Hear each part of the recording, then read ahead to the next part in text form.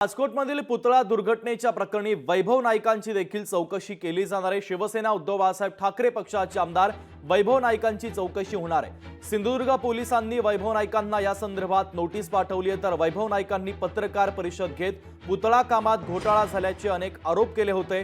घोटाळ्याचे पुरावे पोलिसांकडे सादर करून सहकार्य करण्याची विनंती पोलिसांनी त्यांना केलेली आहे। महत्त्वाची बातमी, राजकोट पुतळा दुर्घटनेच्या संदर्भात आता आमदार वैभव नाईकांची देखील पोलीस चौकशी करणार आहे।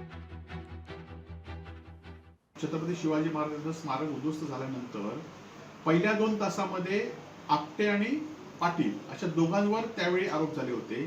त्या 2 आरोपीनंतर कुठलाही एका आरोपीकडे पोलिसांनी चौकशी केली नाही किंवा यामध्ये कोण आहे दोषी याची पोलिसांनी कधी चौकशी केली नाही। म्हणजे पुतळा स्मारक उद्ध्वस्त झाल्यानंतर 2 तासानंतर आपटे आणि पाटील असे 2 आरोपी आहेत, त्यांच्याकडनं पोलिसांनी तिसऱ्या आरोपीकडे, चौथ्या आरोपीकडे कोणाने चौकशी केली नाही, कोणा स्टेटमेंट दिले आणि ते लोकांसमोर आणलं नाही। आणि या उलट आम्ही लोकांसमोर ह्या भ्रष्टाचाराचं उघड करतोय म्हणून उलटी आम्हाला नोटीस देण्याचं काम पोलीस करतायत। निश्चितपणे पोलिसांनी किती नोटीस दिल्या, किती कारवाई केल्या, तर ते आम्ही शिवाजी महाराजांसाठी आम्ही त्या घेऊ आणि यामध्ये भ्रष्टाचाराच्या पाठीशी कोण आहेत याचा आम्ही उलगडा निश्चित करू। वेल्डिंग नीट झाली नव्हती की नंतर बिघडवली हा विषय राहतोच आणि त्या कारणामुळेच पोलिसांनी आमदार वैभव नाईक उबाटा गटाचे त्यांना तिथे चौकशीसाठी बोलवलंय।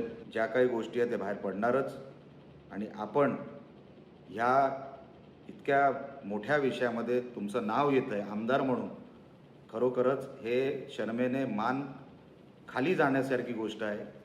हे कधीही तुम्ही विसरू नका। संशय जरी येणं म्हणजे बाकी कोणाचा संशय का नाही, तुमच्यावरच संशय का, ह्या गोष्टीसाठी तुम्हाला आयुष्यभर लाज वाटली पाहिजे।